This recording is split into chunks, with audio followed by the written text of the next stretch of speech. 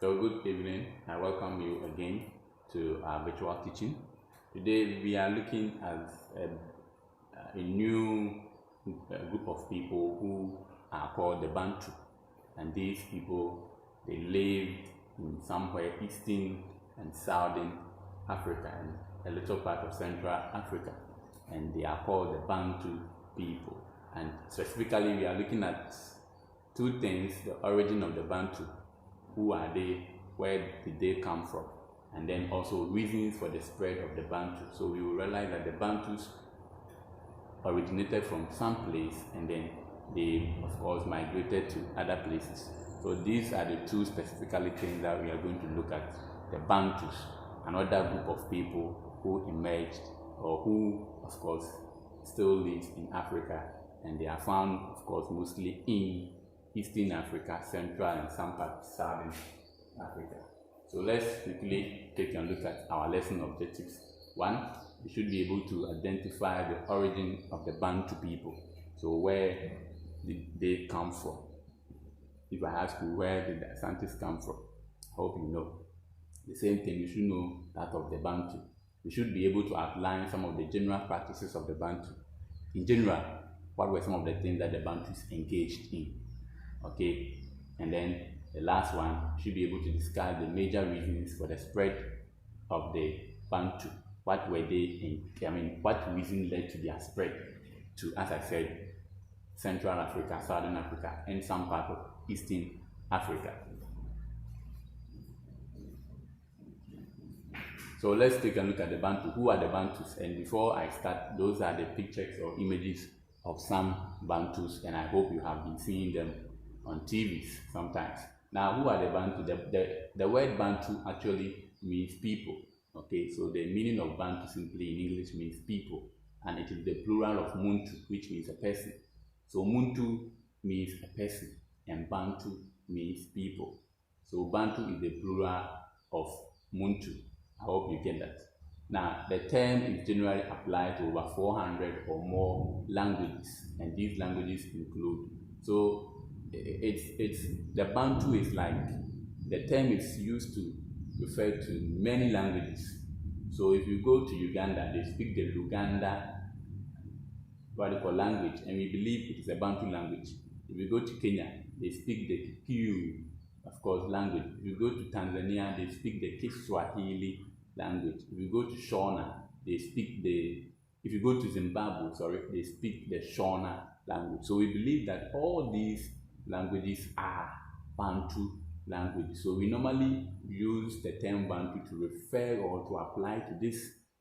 There are more than this, over 400 and more languages. So we say Luganda is a Bantu language, the Kikuyu is a Bantu language, the Swahili also is a Bantu language.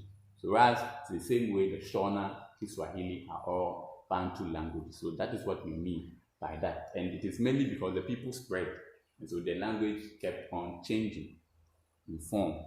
All right. So quickly, let's take a look at, now that we know them, let's take a look at the origin, where they came from, before we continue. Now, our knowledge of Bantu origin comes from linguistic evidence. You can recall that we studied about linguistics as a source of African history, and here linguistics is going to help us to be able to identify where the Bantus emerged or came from. So according to Greenberg, the area of the South Middle Benue River Valley in eastern Nigeria was the original home of the Bantu. So according to Greenberg, who was a linguist, okay, he said that the Bantus originated from the Middle Benue River Valley, which can be found in eastern Nigeria. Now, the original ancestors of the Bantu are referred to as Proto-Bantu. That's the original people, the indigenous people of the Bantu. So if you hear me say Proto-Bantu, I am referring to the indigenous people, the first-hand people, those who started the Bantu civilization. That is what I will mean by Proto-Bantu. So when you hear Proto-Bantu, we are referring to the original ancestors of the Bantu. It was from this place that the Proto-Bantu dispersed gradually to occupy the whole of what is now Bantu Africa. So we have a portion in Africa known as the Bantu Africa. Now let's take a look at the map.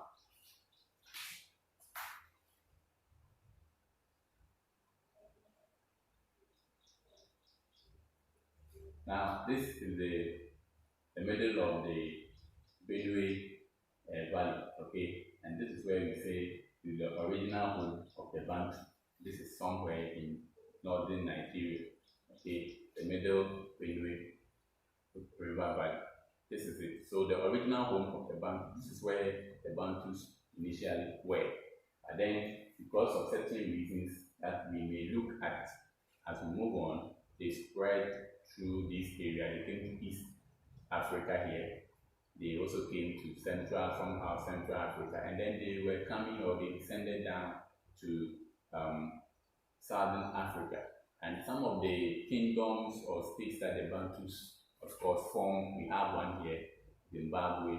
They also formed the Mutapa state. They had the Congo, and this one too, the Nupe state. All these states were founded by the Bantu. So these areas where you have the arrow strips, these areas is what we refer to as Bantu Africa, because the Bantus were scattered all over this area. So we can take a look at the key to the map as we have the key to the map as we have there. So quickly, let's then look at some of the general practices of the Bantu.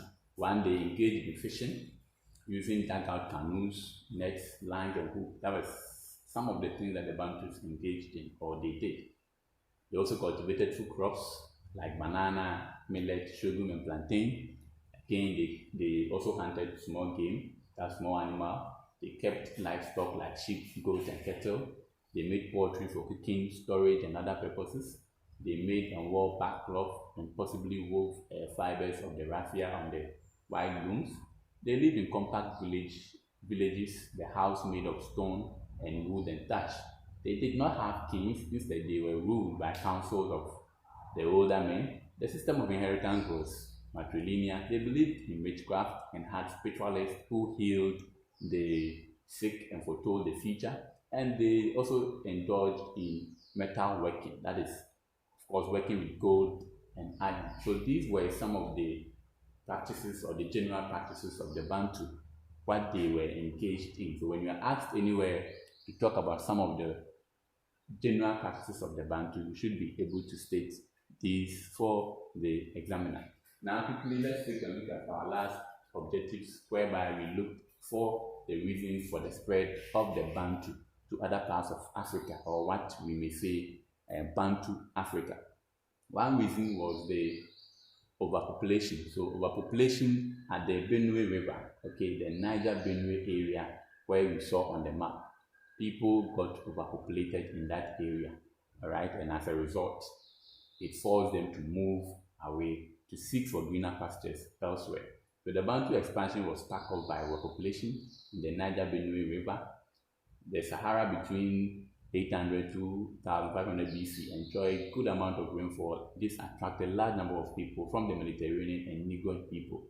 The place began to dry up, resulting in overgrazing and worsening climate conditions. Alright, so like I said, their original home at the Niger Benue Valley. What happened was that place enjoyed a lot of rainfall, and so it attracted a lot of people to come. And as time moved on, the place became overpopulated, and therefore their conditions worsened, because the place also began to dry up because of overgrazing, because they had, most of them were pastoralists, they had animals, and so the animals again started grazing, and it got to a time that the pastoralists, those who were engaged in farming, had no option, because there wasn't enough rain, and therefore there was no much more fodder for their cattle, and so they decided to move southwards to the African mainland, because the rainfall had reduced. A lot of people had also come there. There are more cattle also there, and so it became difficult for them to obtain fodder for their cattle, and so they moved to other areas to search for fodder. The next one was the suitability or the attraction of the equatorial forest. Since there is no rainfall in the in their original home, the Niger Benue area, then they had to seek for elsewhere. And of course, if they come across equatorial forest, you know that they will be happy to go there. So that forest, equatorial forest, attracted them and the equatorial forest contains some patches of savanna. Now the area therefore provided them the chance to hunt for game, while the marshes and the rivers provided them fish. So you realize that in the Equatorial Guinea, as you have seen in the image on the right hand side, there was patches of savanna that of course they could, let their cattle feed on. More so, there were marshes of the river which also provided them with what? Fish.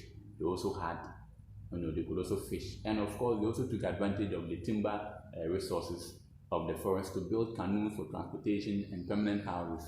So the timbers in the forest were also, an attraction. They used them to build canoes. And that's even the Proto-Bantu came to adapt themselves to the forest and even mixed with the local pygmies of the forest. So what happened was that the local pygmies are a group of people were a group of people who already lived in the forest. We call them pygmies. They are very short people.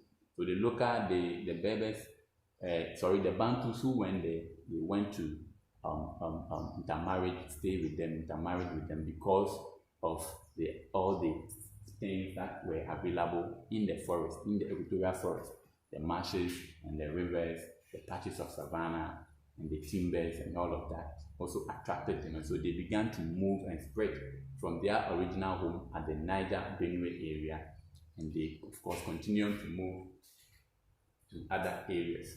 So quickly, let's take a look at the next two reasons for the spread of the Bantu to other parts of Africa. So the knowledge of iron working also, gave the Bantu the confidence to again move from their original home at the Benue River to seek elsewhere. So the Bantu learned this, knowledge of iron technology from Nigeria, East Africa, and South Arabia, and these tools were used for agriculture as well as defensive and offensive purposes. So they borrowed the use of iron technology from Nigerians, Southeast Africans, and South Arabia. And of course, the tools that they were able to manufacture with the iron was used for agriculture, and of course, it was also used for defensive and offensive purposes in case of war. Right now, even though the Nok people of northern Nigeria, remember I showed you some Bantu group called the Nok people of northern Nigeria had acquired the knowledge of iron working as far back as 300 BC, and it had not, of course, reached the Bantu. It was through the Katanga of Zar and the indigenous population of East Africa that the Bantu learned to use iron. So the Bantu, of course, from the Katanga of Zar, the Bantus, or the indigenous population of East Africa, and the indigenous population of East Africa, the Bantus learned how to use iron. They learned it from the, of course, Katanga of Zar, that's around Congo, and also the indigenous population of East Africa. They learned how to use iron, of course, from there. And so with this knowledge, the Bantu farmers could easily till the land for increased food production. They therefore spread their settlement quickly through Eastern, Central, and Southern Africa in order to take full advantage of their newly acquired technology. So with the knowledge of iron technology that the Bantu acquired from the Katanga of Zar and the indigenous people of East Africa, now they could make sophisticated tools to farm, and so they were in a hurry to conquer or to easily till more lands, and so that led to their spread to other parts of the kingdom. All right. Now you have banana there. Don't worry. I'll tell you an interesting thing about the banana to the Bantu people. Now let's take a look at the next one: the introduction of Southeast Asian food crops into Africa. So what happened was that the indigenous population of East Africa, those who live in East Africa, they were in contact or in trade contact with Asian people, and therefore the Asians introduced some foods, and those foods attracted the Berbers who were living somewhere in Eastern Africa and Southern Africa to move to, of course, towards the east part of Africa. Now, the coming of the Southeast Asian food crops also influenced the movement of the Bantu southwards and eastward. Now, crops such as banana and cocoa were introduced to East Africa by the Indonesian immigrants. So the Indonesian immigrants from Indonesia, they introduced banana and then cocoa. So the new crop soon became the staple for the Bantu living in the forest. So the Bantus now began to like cocoyam and banana as their staple crops, like the way fufu would be the staple food of their camp. That's the same way that happened here. So if it becomes their staple crop, then they must go as far as wherever these foods are to get them. So it must be known that the Bantu began to change the Southeast Asian food crops. It resulted in population explosion. This forced the Bantu to move further southward beyond the Zambezi River. And so, of course, in search of this banana and then of course cocoyam, they decided to move towards other places in search of this. I hope you are okay with how the introduction of the South Asian food, led to their spread. And the last one was the attraction of favorable vegetation. So the Bantus were also attracted to pastoral vegetation in areas which included parts of Tanzania, Kenya, and Uganda. Now, these areas were already occupied by the pastoral communities. They therefore lived among the pre-existing population of hunters because they could not drive them away. The Bantu then decided to adapt themselves to pastoral life. They lived side by side with these pastoral farming and hunting communities and assimilated their culture. And this point can be linked to their attraction to the equatorial forests. So the people that are being talked about are the Pygmies, all right?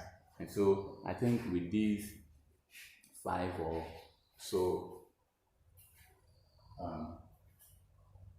reasons for the spread of the Bantu, we will be able to, of course, analyze the spread of the Bantu whenever you are asked to talk about or to discuss the spread of the Bantu. So we have looked at the origin of the Bantu, where they came from. I know you are aware.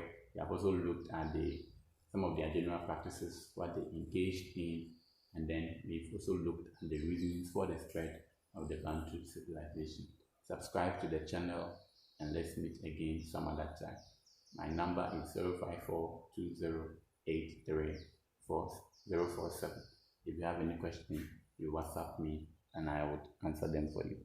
Have a nice day. But before we go, let's take a look at some of the questions that WAEC is likely to ask you.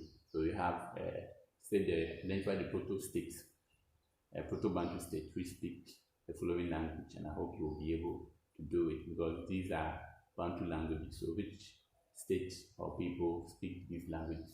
Then state any 4 reasons that accounted for the migration of the Bantu. And this came in October 2012. Let's meet again some other time. Try your hand on them, and of course, you will be safe. We'll meet again some other time. Bye.